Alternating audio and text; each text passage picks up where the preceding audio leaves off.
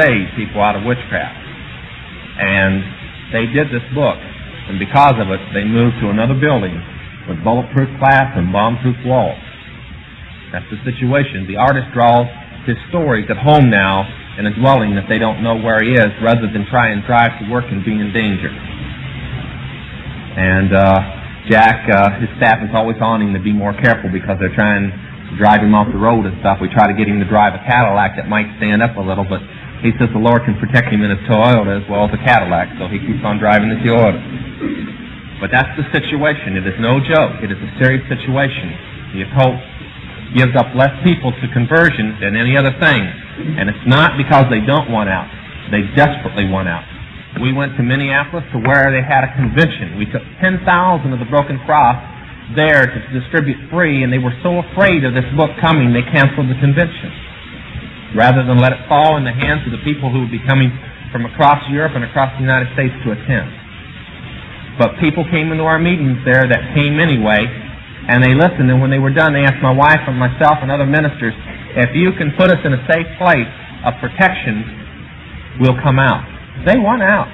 They know that Christianity is the only way, but they're physically afraid to come out. You think the mafia has fear, for those that have been watching The Godfather or something? It holds no fear compared to the occult people coming after you. But we are believing that we will have this situation. Brother Rasmussen will be one of the few people in the United States who will know how to get converts to the refuge that we're preparing. So we're preparing a place not for them to go permanently and hide, but for them to grow in the Word and in physical strength so they can go out on their own and live. And Jack Chick will be putting in the back of all his publications on the occult the phone numbers of the different things, and you'll be one of the phone numbers that people can reach and say, we have a convert that's been won out of the occult, how do we get him to this refuge place? And he will be one of the few people in the United States that will know where this place is in the mountains. It'll be that well guarded. So we just ask your prayers and your questions now if you've got some. Yeah. Well, 12 years old girls are big, more or less. They've been known to get down to 10, but they usually start at 12 or 13 and go to 25. And for the people who like to hitchhike, this is how they pick them all up. And of course the police will just tell the parents the kids run away from school. They use them for sexual and for sacrifice, human sacrifice purposes.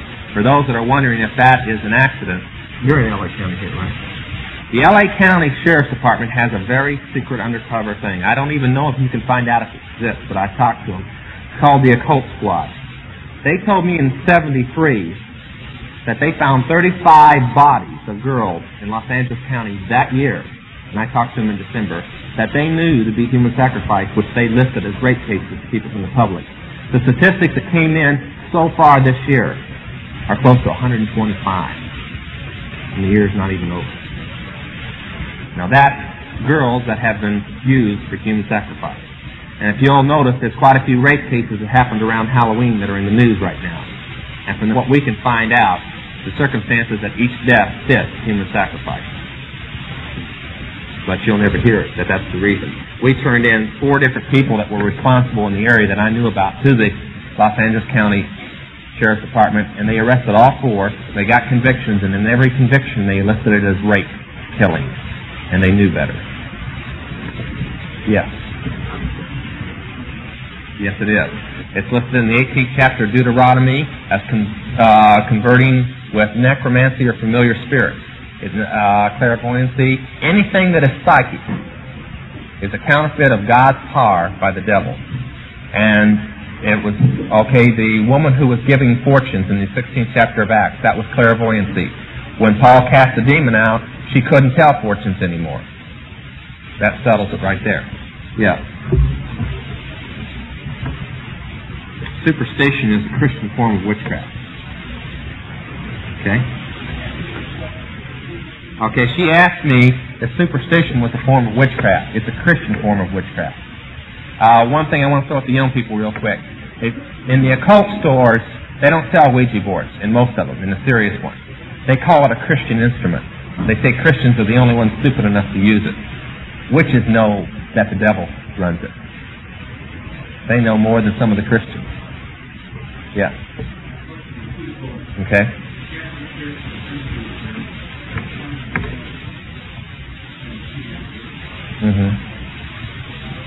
You want an answer on that?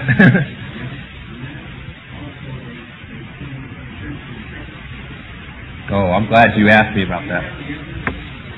Yes, I do. Physical evidence. One, so take the exorcism first.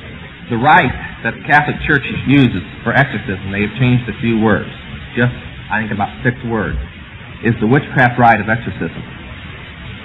It is 8,000 years old. The Catholic Church is not that old. Okay? Next, on the apparitions, it's the same thing as the Spiritualist Church of America or any of the witchcraft organizations.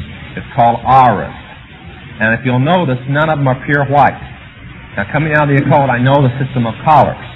And the principality, there's 7 of them. And all the demons under them go by the collar of their leader, their general. And the occult demon, Regia, appears as a blue snake or a blue mist. I've heard thousands of reports, including Jean Dixon, that her guides, her spirit guides, familiar spirits, are blue in nature when they communicate with her. And, of course, the red is lust and so on. It's a long list. But the saints or apparitions, I want to get into this thing real quick.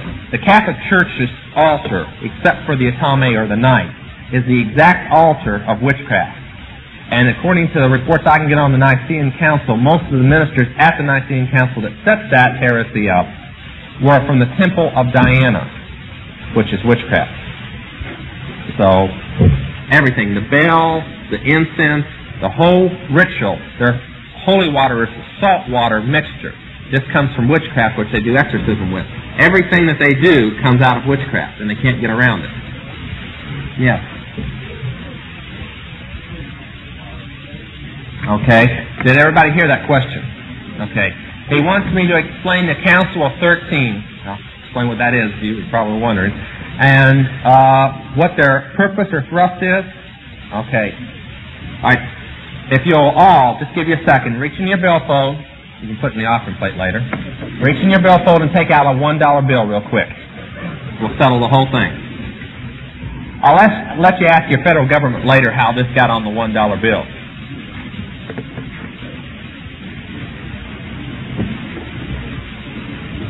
Okay. On the back of the $1 bill, you'll see the crest with the pyramid in it.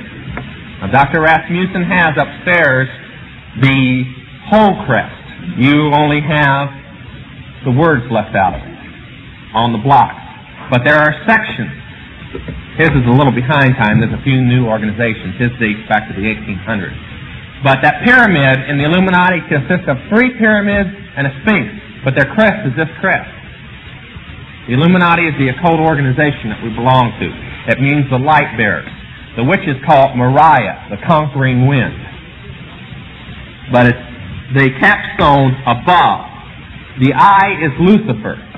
The triangle of the capstone is the tribunal of the Rothschild family, which is called the Holy Family. They lead the Illuminati. They would be Paul, Peter, for the Catholics, all the saints, and Mary, and everybody rolled into one, and the Pope. They are the voice. The doctrine of the occult teaches that Lucifer comes and sits at their dining room table. When they see the table, they leave 13 chairs out, and the 13th one is for Lucifer to sit in himself. They set him in plate and everything. Now, I've been there in the mansion, and I've seen this go on. And they, in turn, direct to the top block of that pyramid. And that top block is the Council of 13 of the Grand Druid Council, which I was a member of. Now, the Druid system of government is not that the politicians run everything. It is the same system that Rome had. The priests let whoever wants to rule the government, but the priest must rule the ruler. Now, I'll let that sink on you for a while. And I want to throw this in. It will cause a lot of controversy, I'm sure, but it's a fact. Since the time of Woodrow Wilson, including him, there has never been a president of the United States that was not an Illuminati, that did not belong. Now, that'll shatter a few people's ideas about a Christian president right now, but it's a fact anyway. And the Grand Druids although they're just supposedly everyday people like me. You look at me now, I'm this way. I was a different way when I was in witchcraft. And part of my authority was whatever governors, senators, or political people were in my area took direct political orders from me, which I in turn did not think of, but simply translated to them from the orders that we got from London, from the Rothschild family. Now that's the Council of 13. The thrust is that when I left in 72, they had a chart that said in 8 years, they would have the whole world. And from remembering that chart, I haven't seen one thing through the news media not happen on schedule according to that chart. I would say that that's about right.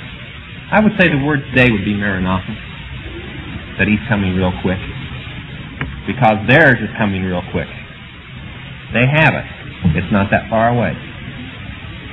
Okay. Yeah. It'd be easier to give you the names who aren't. About 99%. Okay? The man who pulled me out of jail became an attorney general under Ford. It was William Saxby. Well, that gives you two names to start with. The best way is to find out who belongs to the CFR or who belongs to the CFR. Yeah.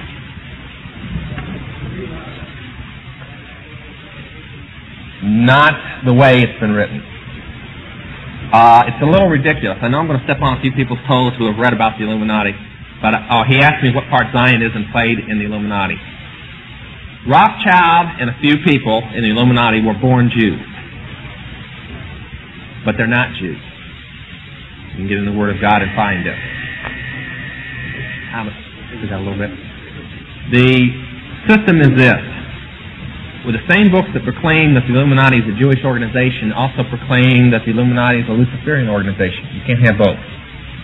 A true Jew believes in Yahweh. An Illuminati person, and I'm not a Jew, and I was a leader of the Illuminati, believes in Lucifer, the God of light, peace, love, blah, blah, blah, blah, and so on. It has nothing to do with the same, because there might be a few Jews born, and they might have some ties with Zionism, bloodline, but the organization itself has nothing to do with Judaism at all.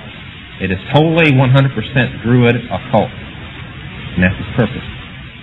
In fact, the reason that the Rothschilds even still reside in London is because England is considered to the witches the same as Palestine is considered to us. It is the Holy Land. You take pilgrimages there. You stop off and kiss the stones on the Rothschild mansion for luck, and so on and so forth. If by some chance you happen to meet a Rothschild and he gives you a blessed sign or a blessed bee, then your whole life is set. It's that type of nature. But it has nothing to do. There is an interesting thing, though, I'd like to throw in. A lot of witches do wear the thing called the Star of David. David was long dead before that star was ever drawn. His son drew it. And it's called the hexagram, and the word to curse or the hex comes from the hexagram. And when witches practice magic, they draw a 5-pointed star to stand in, and they call demons up in the evil sign, what we call the Star of David. So before Christians start tying it around their neck, that's called the demon star, or the death star. And that's why it was drawn. For a few people that might be confused about the Solomon aspect, when he backslid, he became the most holiest person in the occult. Everything that we practice are based upon books that he wrote and pictures that he drew when he backslid. Well, including that exorcism rite you asked about. He wrote it. Yeah.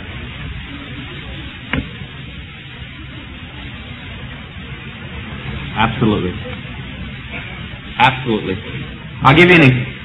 Okay, she asked if they're behind witchcraft programs that are coming on. I'm going to give you two quick examples. For one, I'm telling you this across the country, the most disastrous film that has ever come out, pro-witchcraft, thousands of people that are Christians are going to go watch and are watching.